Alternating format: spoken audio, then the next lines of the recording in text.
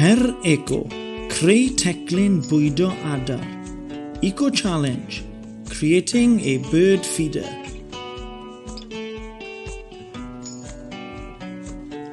Mae llygredd plastig yn broblem mawr yn ein byd. Plastic pollution is a massive problem.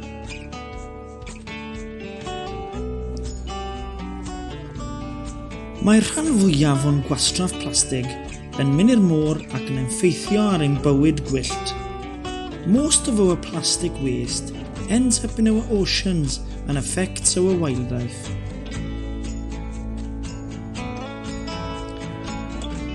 Plastig un defnydd sydd yn cael ei ddefnyddio i wneud Teledu'r.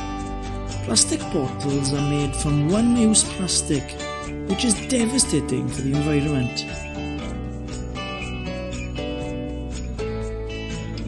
Mae ysgol Teledu'r yn ysgol di-blastig. Ein nod yw i lledaenu'r neges am ailgylchu a lleihau ein defnydd o blastig.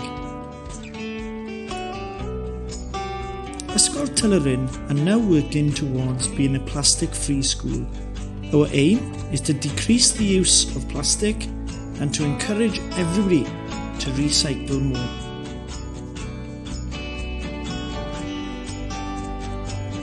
Yn ôl cymdeithas yr adar, mae mis Ionawr yn fis gwych i wylio am adar. Let's get involved in the RSPB's Big Garden Birdwatch.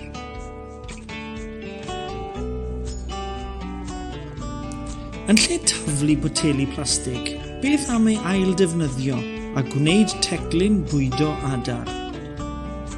Why not reuse a plastic bottle to create a bird feeder?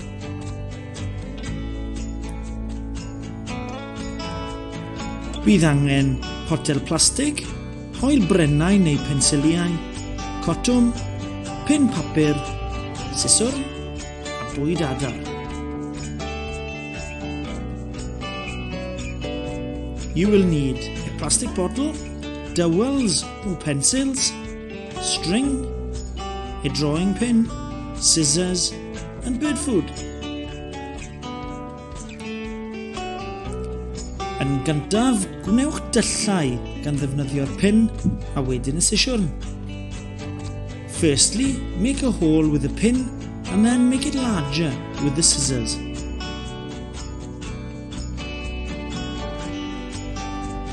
Nesaf, rhowch yr hoel brennau neu'r pensiliau yn y tyllau.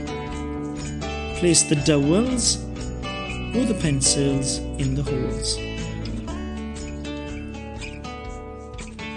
Dylai'r hoel brennau groesi fel y gwelir yn y llun. The dowels should create a cross as shown in the diagram. Bydd angen ychwanegu tyllau bach yng ngwaelod y botel i adael y dŵr rhag casglu. Create drainage holes at the bottom of the bottle. Bydd angen ychwanegu tyllau yng nghanol y botel i'r adar bach cael mynd at yr hadau. Create 2 holes in the middle of the bottle for the birds to get at the seeds.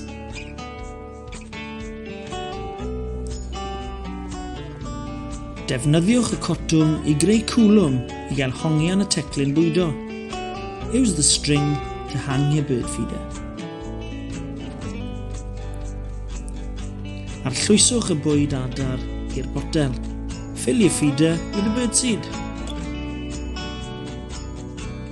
Wedi I chi hongian y teclun, gwyliwch wrth i'r adar ddod I fwydo. Hang the feeder in a suitable place and watch the birds as they feed.